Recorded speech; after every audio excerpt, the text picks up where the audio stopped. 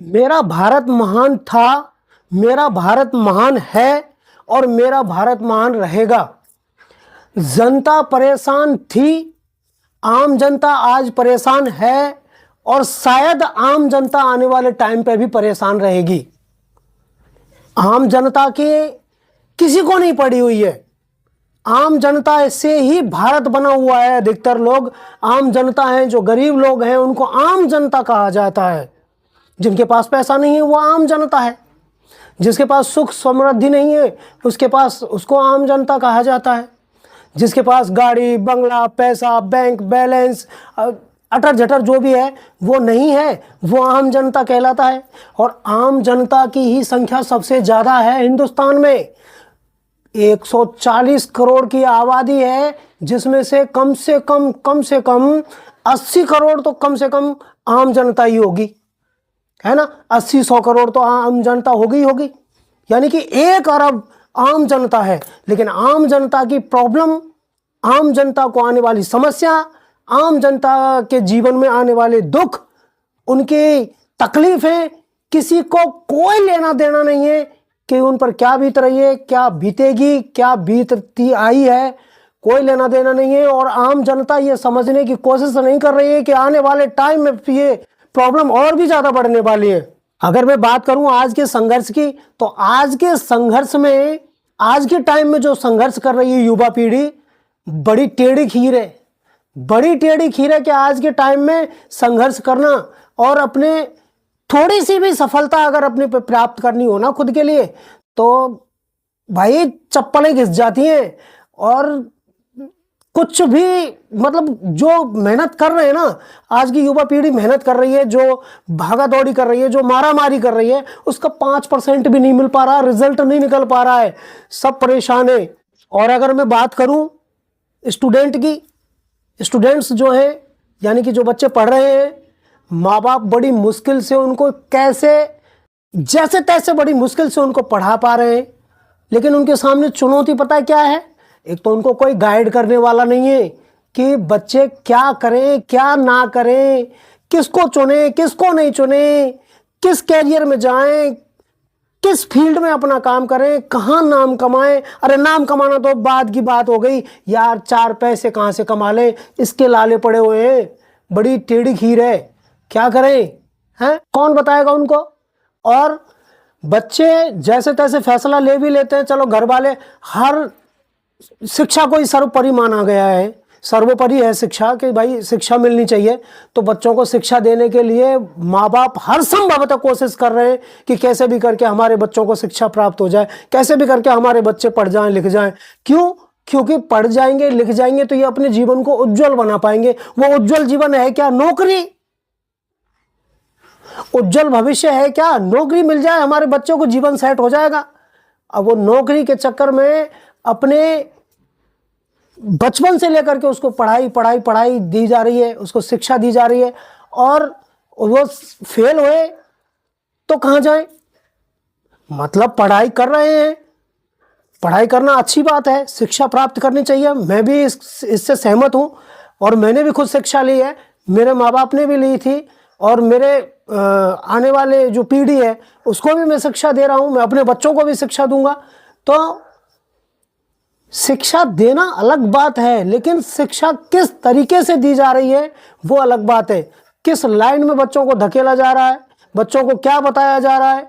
आम जनता के समझ में एक ही बात बैठ रही है, बस वो ये है कि कैसे भी करके बच्चों को पढ़ाएं और प्राइवेट स्कूल की फीस भर दें कैसे भी करके, और चाहे कर्जा हो जाए, हम कम खा लेंगे, एक वक्त का खाना खा लेंगे, लेकिन बच्चे पढ़ जाएं कैसे भी करके। और वो बच्चे पढ़ भी जाते हैं, मैं मान लेता हूं कि वो बच्चे पढ़ भी जाते हैं।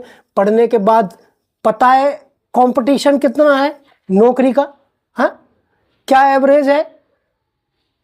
15,000 जगह निकलती है, 15 लाख फॉर्म भरे जाते हैं। बताइए क्या रेशियो निकल के आ रहा है? 15,000 की तो नौकरी लग जाएगी। अब 15,000 में से, 15 लाख में से 15,000 को हटा दिया जाए तो कोई फर्क नहीं पड़ता। क्या करेंगे वो बाकी के बच्चे? वो बाकी के बच्चे फिर से फॉर्म भरो, फिर से अप्लाई करो, फिर से उस फॉर्म की फीस भरो। जितने बच्चों की फीस जाती है ना, जितने बच्चों की फीस जाती है उस फॉर्म को अप्लाई करने में, जितना बच्चे का खर्चा होता है कि सबसे पहले फॉर्म खरीदो, उसके बाद उसको फिल करो, उसके बाद उसको भरो, उसके बाद उसका चालान कटवाओ, उसके बाद फिर टेस्ट देने जाओ, उसके बाद फिजिकल देने जाओ, वगैरह वगैरह, इंटरव्यू देने जाओ, वो सारा का सारा जो खर्चा होता है ना, अगर उस खर्चे का अनुमान लगाया जाए तो मैं कहता हूं कि उन 15 लाख बच्चों का पैसा इतना खर्च हो जाता है कि उन पैसों से जो 15,000 बच्चे नौकरी लगे हैं वो रिटायरमेंट तक हो जाएंगे उसी पैसे से। तो क्या करें? किसने दिया पैसा, किसको दिया, कहां गया, किसको नौकरी मिली, किसको जॉब मिली, किसका जीवन सफलतम हुआ? हाँ, कौन सफल हुआ, किसको क्या मिला? बाकी के 14 लाख और 85,000 क्या करेंगे? उनका क्या होगा? असफल हो गए तो बच्चे टूट रहे हैं, बच्चों का कैरियर खराब हो रहा है, बच्चों की जिंदगियां खराब हो रही हैं, घर वाले उम्मीद लगाकर बैठे हैं कि हमारा बच्चा कुछ करेगा, हमारा बच्चा कुछ करेगा। हाँ, और अगर गवर्नमेंट जॉब नहीं मिली तो प्राइवेट सेक्टर की तरफ जाएंगे। प्राइवेट सेक्टर में जाते हैं तो क्या मिलता है? 12,000 से स्टार्ट होती है सैलरी। 12,000, 15,000, 18,000, 20,000, 25,000। अरे मैं कह रहा हूं आज के टाइम पे अगर कोई बंदा इतने महंगाई के दौर में अगर 2,000 रुपए पर डे कमाएगा ना, 2,000 रुपए पर डे, यानी कि 60,000 रुपए महीने, तब जाकर के घर में ठीक ठाक दाल रोटी खा सकता है, इतना कर सकता है बस अपने परिवार में रह करके। और उसका 5 गुना कम सैलरी से स्टार्ट करते हैं बच्चे पढ़ लिख करके, 12,000, 15,000। अरे तो 12-15,000 की नौकरी करनी थी तो सरकारी के लिए काहे को जो इतना मारा मारी किए हैं? अरे ये पहले से ही पता होता, ये पहले से ही तय हो जाता कि बच्चा नौकरी नहीं लग पाएगा, तो फिर उस रेस में दौड़ने की जरूरत ही क्या थी, उतना पैसा खराब करने की जरूरत क्या थी? यहाँ पे मैं थोड़ा सा माँ बाप को बोलना चाहूँगा, जो पेरेंट्स हैं उनको बोलना चाहूँगा। अरे मैं ये नहीं कह रहा कि आप अपने बच्चों के लिए बड़े सपने मत देखो, लेकिन ये भी तो बात सच है ना कि कम से कम पूत के पांव पालने में दिखते हैं वो देखो ना। हाँ, ये कहावत बना रखी है कि पूत के पांव तो पालने में दिख जाते हैं, पूत के पांव तो पालने में दिख जाते हैं, तो क्यों नहीं दिखते फिर पूत के पांव पालने में? अरे बच्चों को वो दो ना यार जो उनको चाहिए। बच्चों का इंटरेस्ट देखो, बच्चे का बहाव किस तरफ है, बच्चे चाहते क्या हैं, बच्चे खेल खेल में ऐसा कौन सा काम करते हैं जिसमें इंटरेस्ट आता है, जिसमें आनंद आता है, उस लाइन में थोड़ा सा उसको उतना पैसा, जितना पैसा पढ़ाई पे लगाया आप लोगों ने, जहां धक्का लगाया, जहां पुश किया, जबरदस्ती उसको धक्के लगाया है, वहां अगर उसकी जगह पर जिस काम में बच्चे का इंटरेस्ट है अगर वहां खर्च किया होता तो बच्चा आज कम से कम 2,000 रुपए पर डे तो कमा रहा ही होता। लेकिन नहीं, सबको गवर्नमेंट जॉब चाहिए, सबको गवर्नमेंट नौकरी चाहिए, तो दो नौकरी सबको कहां से मिलेगी भाई? अरे एक क्लास में पढ़ने वाले 50 बच्चों में से हर बच्चा फर्स्ट डिवीजन नहीं आता, सारे बच्चे पास नहीं होते, कुछ फेल भी हो जाया करते हैं। लेकिन फेल होने के बाद क्या करना है? बस एक पट्टी पढ़ा रखी है लोगों ने कि फिर से ट्राई करो, हिम्मत मत हारो, फिर से ट्राई करो। ओ भाई, ये कहने में और सुनने में बड़ा अच्छा लगता है। आम जनता के घर जाकर देखो, आम लोगों से पूछ कर देखो, या फिर आप अपने खुद, अगर आप आम लोग हैं और मेरी वीडियो देख रहे हैं, मतलब अपना जीवन यापन जैसे तैसे इस बेरोजगारी और महंगाई के दौर में कर रहे हैं, तो आप समझ पा रहे होंगे मेरी बात को। हाँ, किस तरह से आपने अपने बच्चों को पढ़ाया लिखाया, बड़ी मुश्किल हो जाती है कि वो फेल हो जाए, दिल टूटता है, सपने चूर चूर हो जाते हैं। और सबसे बड़ी समस्या कि बच्चा आपका फेल होता है, समाज आपको नहीं जीने देती है। बच्चा फेल हो गया आपका, अरे मत करो मारा मारी, वो करो ना जो बच्चों को पसंद है। अरे उस तरफ तो देखो, शिक्षा दिलाओ, शिक्षा जरूरी है, शिक्षा के साथ साथ ये भी देखना है कि बच्चे का इंटरेस्ट किस तरफ है, उस तरफ थोड़ा सा उसको सपोर्ट करो। आप क्या चाहते हो? आप यही तो चाहते हो ना कि बच्चा आपका आपके जीते जी सुखी जीवन जिए, खुश रहे और आपको थोड़ा सा आराम दे सके, आपको थोड़ा सा प्यार दे सके, आपको थोड़ा सा समय दे सके, आपके बुढ़ापे का थोड़ा सा सहारा बन सके। यही चाहते हैं ना आप। और अपने आने वाले बच्चों की पीढ़ी जो है, अपनी संतान जो है, उनको अच्छा जीवन दे सके, अपने बीवी बच्चों को ठीक तरह से रख सके। तो इसका केवल और केवल एक ही उपाय नहीं है कि वो गवर्नमेंट जॉब है या सरकारी नौकरी के पीछे ही दौड़ते रहें और दौड़ाते रहें उस रेस में जहां ज्यादातर लोग फेल होते हैं। कितने परसेंट लोग गवर्नमेंट सर्वेंट हैं? और आज की पीढ़ी जो जिस समस्या से जूझ रही है महंगाई के दौर में, जहां अपना घर का राशन पानी चलाना बड़ा मुश्किल हो रहा है, मेहनत मजदूरी करके अपने बच्चों को पढ़ा रहे हो, वहां पे आप फेलियर को बर्दाश्त नहीं कर पाओगे, इतना नहीं झेल पाओगे।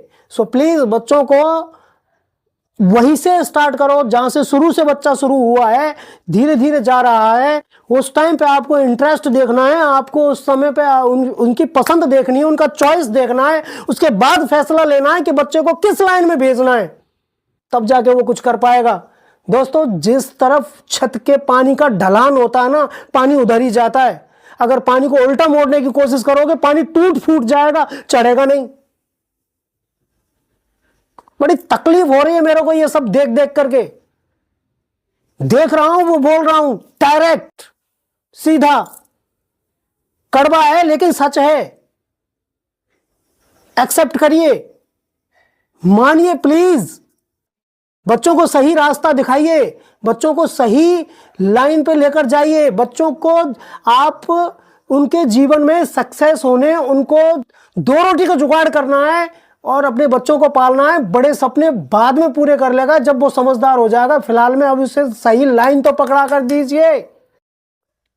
और नौकरी की कोशिश करते करते, और मैं अगर युवाओं से कहना चाहूं, आज की पीढ़ी से अगर मैं बात करूं, तो पढ़ाई में सारा फोकस लगा दिया, उसमें अपना समय लगा दिया, घर वालों का पैसा लगा दिया, पैसा प्लस समय दोनों लगाए, उसके बाद भी सक्सेस नहीं हुए, उसके बाद भी सफलता नहीं मिली, उसके बाद भी नौकरी नहीं मिली। अब अपना काम करो, क्योंकि आपको दुनिया यही ज्ञान देगी कि भैया नहीं मिल रहा तो अपना काम करो।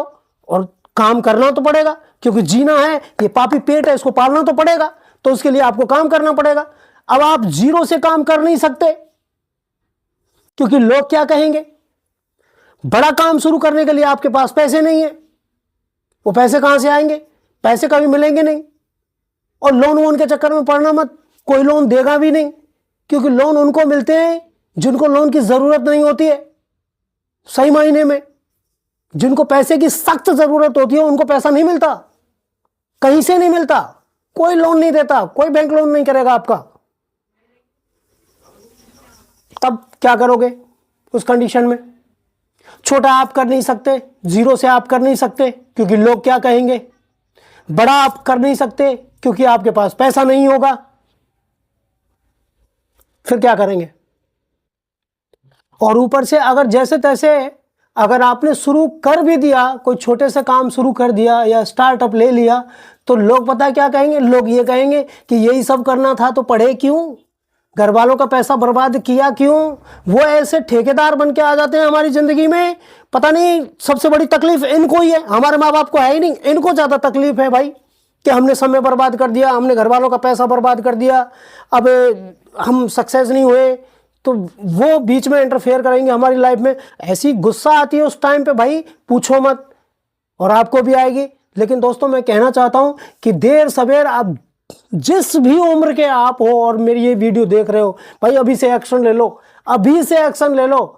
जो आपको इंटरेस्ट है, जो आपको पसंद है, जिस काम में आपको जाना है, जिस काम को आपने दिल से पसंद करते हो ना, उसको आप शुरू करो। जीरो से करो, थोड़े से करो, लेकिन कर दो, और अभी से कर दो। उसका बीज बो दो यार, टाइम लगेगा थोड़ा सा, लेकिन वो पनप जाएगा, हो जाएगा वो कामयाब, सब ठीक, धीरे धीरे वो काम हो जाएगा। क्योंकि उसमें अगर कोई प्रॉब्लम आएगी, तकलीफ आएगी, रुकावटें आएंगी, तो आप वो फेस कर जाओगे, उनका निदान आप कर लोगे, क्योंकि वो काम आपकी पसंद का है। तो आप वो कर लो और धीरे धीरे धीरे धीरे धीरे ग्रो करो। और जैसे ही आपको समय मिले, आपके पास पैसा हो, तो अपना काम बढ़ा लेना, बड़ा कर लेना। लेकिन एक ही, वो कहते ना कि सारे के सारे एक ही रेस में मत दौड़ो, गलत डायरेक्शन में मत जाओ, ये सब बहकावे की बात है।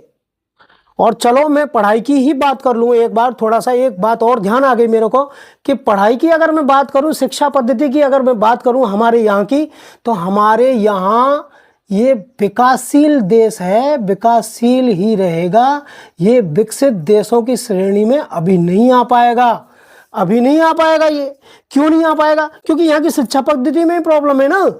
यहाँ की शिक्षा पद्धति क्या कहती है कि फलाने का युद्ध किसके साथ हुआ था, फलाने के साथ हुआ था, वो कौन सी ईस्वी में हुआ था, वो कौन सी तारीख को हुआ था, वो कौन सी जगह पर हुआ था, उसकी लड़की को कौन लेकर भगा कर लेकर गया था, और उसने उससे शादी कर ली, उसकी कितनी रानियां थीं, और ये और वो। अब मैं मान के चलिए, मैं एक प्रैक्टिकली बात कर रहा हूँ कि आपने ये सब पढ़ा, ठीक है। हमारे यहाँ पे क्या पढ़ाया जाता है? पास्ट को पढ़ाया जाता है। सबसे ज्यादा फोकस तो पास्ट पे ही है कि पास्ट नहीं पढ़ोगे तो कुछ नहीं होगा। पास्ट पढ़ लिया आपने, पूरा याद कर लिया, गवर्नमेंट सर्वेंट हो गए, आपकी नौकरी लग गई है, और फॉर एग्जांपल आपकी पुलिस में नौकरी लग गई। अब आप चोर को पकड़ रहे हो, चोर आगे आगे भाग रहा है, पीछे पीछे आप भाग रहे हो, और फिर आप बोल रहे हो कि रुक जाओ रुक जाओ, मैं तुम्हें पकड़ के छोड़ूंगा और तुम मुझसे दूर नहीं भाग सकते, मुझे पता है कि हल्दी घाटी का युद्ध कब हुआ था। अब इस नॉलेज से क्या वो रुकने वाला है? अरे पुलिस की नौकरी लगने से हल्दी घाटी के युद्ध का क्या संबंध है? क्या संबंध है? केवल एग्जाम क्रैक करने के लिए आपने जो टेस्ट देना था नौकरी का, उसमें वो सवाल आया और आपने उसका जवाब दे दिया और आप पास हो गए और आपकी नौकरी लग गई। उसके बाद जब तक जियोगे तब तक हल्दी घाटी के युद्ध का आपके जीवन में क्या उपयोग है? बताइए। कुछ भी नहीं, कुछ भी नहीं। एक भी काम ऐसा नहीं है जिसको आप उस जानकारी के बलबूते पर कर पाएं या करवा पाएं या कर पाएं। लेकिन आउट ऑफ कंट्री क्या पढ़ाया जाता है? वहां पे प्रेजेंट पढ़ाया जाता है, उसके बाद फ्यूचर पढ़ाया जाता है। हमारे यहां पास्ट पढ़ाया जाता है और प्रेजेंट पे आके कहानी खत्म हो जाती है। ऊपर से अब ये एआई आ गई, आर्टिफिशियल इंटेलिजेंस। अब रोजगार और भी ज्यादा खत्म होने चले जाएंगे। जो प्राइवेट सेक्टर में काम करते हैं, नौकरी करते हैं, बेचारों उनकी नौकरी के लाले पड़ जाएंगे अब यहां से आगे। अब जो स्मार्ट हैं, जो पढ़े लिखे हैं, जो बहुत ज्यादा अच्छे माहौल में, जिनके परिवारों में जो बच्चे पढ़े लिखे हैं और आगे जाके पहुंच गए, वो आर्टिफिशियल सीख लेंगे, इंटेलिजेंस समझ जाएंगे। बाकी के सब पढ़े रहो। बेरोजगारी और बढ़ेगी, तमाम रोजगारों को खा जाएगा एआई, तमाम रोजगारों को खा जाएगा एआई। और अभी आम जनता को तो ये ही नहीं पता कि एआई है क्या। उन तक तो ये समस्या, ये जानकारी, उन तक तो ये जानकारी अभी तक पहुंची भी नहीं है ठीक तरह से। कौन पढ़ाएगा इनको? कौन सिखाएगा इनको? प्राइवेट सेक्टर के लोग पढ़ाते हैं। अगर आइए आप जानते हैं एआई क्या है, अगर आप चाहते हैं कि एआई कैसे काम करता है, तो हमारा ये कोर्स खरीद लीजिए, ये कर लीजिए, वो कर लीजिए। मतलब हमारे यहां जो होना चाहिए उसके लिए सपोर्टेबल कुछ भी नहीं है। तो जहां जाओगे वहीं लाइन में खड़ा कर देंगे आपको। लाइन लगाने में सबसे पहले है हमारा यहां कंट्री। अगर आपको लाइन लगानी है किसी जगह पे, तो हमारा देश सर्वप्रथम आएगा, ये गारंटी के साथ बोल रहा हूं मैं। हॉस्पिटल में जाना है आपको, आपकी जेब का ढीला हो गया है, थोड़ा सा पैसे कम है, सरकारी हॉस्पिटल की तरफ आपको जाना पड़े, लग जाओ लाइन में। सबसे पहले पर्चा कटाओगे, फॉर्म वो लोगे पेशेंट को दिखाने के लिए, वहां लाइन में लग जाइए। 1.5 घंटे में वहां से नंबर आएगा, बड़ी मुश्किल से। तब तक फिर डॉक्टर के चैम्बर में एंट्री मारने के लिए आपको लाइन लगानी पड़ेगी। वहां से लाइन लगा करके 1.5 घंटे में वहां तक पहुंचोगे, डॉक्टर बोलेगा कि ये रिपोर्ट करवा लो। अगर अब फिर आप जांच नंबर चढ़वाना पड़ेगा पर्चे का, उसका नंबर चढ़वाओगे, फिर 1.5 घंटे देना पड़ेगा, तब तक 1:30 बज जाएंगे, हॉस्पिटल की छुट्टी हो जाएगी। दूसरे दिन जाओगे, फिर आप जांच करवाओगे, फिर जांच करवा के फिर वो समय देंगे कि आपको 2 बजे जांच मिलेगी, फिर वो 2 बजे जांच लो आप, उसके बाद में फिर डॉक्टर के पास जाओगे, तीसरे दिन नंबर आएगा। तब तक तो पेशेंट ठीक हो ना हो, पेशेंट को जो दिखाने के लिए दूसरा व्यक्ति जो मेहनत कर रहा है, जो लाइन में लग रहा है ना, वो पेशेंट बन जाएगा। राशन की दुकान पे लाइन में लग जाओ, आधार कार्ड की लाइन में लग जाओ, अभी पैसे की लाइन में लग जाओ, हर जगह पे लाइन लगाने में लाइन लग जाओ, लाइन से लग जाओ, लाइन से सबको लाइन में लगा दिया है। दोस्तों मैं अभी भी कह रहा हूं, जमाना बहुत तेजी से बदलने वाला है। बच्चों को सही राह पर, सही दिशा में, सही कैरियर उनको चुनवा दो, उनको सही मोटिवेट कर दो, सही लाइन पकड़ा दो और उस रास्ते पर चलने के लिए उनको तैयार करो, जिससे कि वो अपने जीवन में 2,000 रुपये, 3,000 रुपये, 2,500 रुपये पर डे कमा ले। 5,000 रुपये महीने में कुछ नहीं मिलता जी। इतने सरकारी स्कूल हैं जिनमें पढ़ाई, अब क्या ही बोलूं मैं, पढ़ाई नहीं मिलती, इसीलिए तो प्राइवेट स्कूल चल रहे हैं ना। जब सरकार ने सरकारी स्कूल खोल दिए तो प्राइवेट स्कूलों की क्या जरूरत थी? काहे लिए खुल रहे हैं ये, किस लिए खुल रहे हैं? और वहां बड़ी मोटी मोटी फीस लेकर के बच्चों को पढ़ाया जा रहा है। बच्चों को 87 तो पता है, लेकिन 87 नहीं पता, क्योंकि इससे हमारा देश और भी उज्जवल होगा, इससे आगे जाएगा बच्चा। हमारे अरे मूलभूत चीजों को तो भूल ही गए, 87 पता ही नहीं है, 87 पता है। प्राइवेट स्कूलों की क्या जरूरत थी? और वहां बड़े मोटी मोटी फीस लेकर के पढ़ाई को धंधा बना दिया है, तब जाके वहां बच्चों को पढ़ाया जाता है। अब जिसके पास पैसा है, या फिर गरीब आदमी अपना घर गिरवी रखेगा, इधर उधर से लोन लेगा, प्राइवेट लोन लेंगे। प्राइवेट लोन बड़ी ही ब्याज लेते हैं, शानदार, बड़े, ये बड़ा फैला है, ये भी एक नया ट्रेंड चला है? ऑनलाइन लोन मिल जाते हैं, पैसा मिलना बड़ा आसान हो गया है, फटाक से मिल जाता है, लेकिन उसको चुकाना उतनी टेढ़ी खीर है, लाले पड़ जाते हैं उस पैसे को वापस लौटाने में।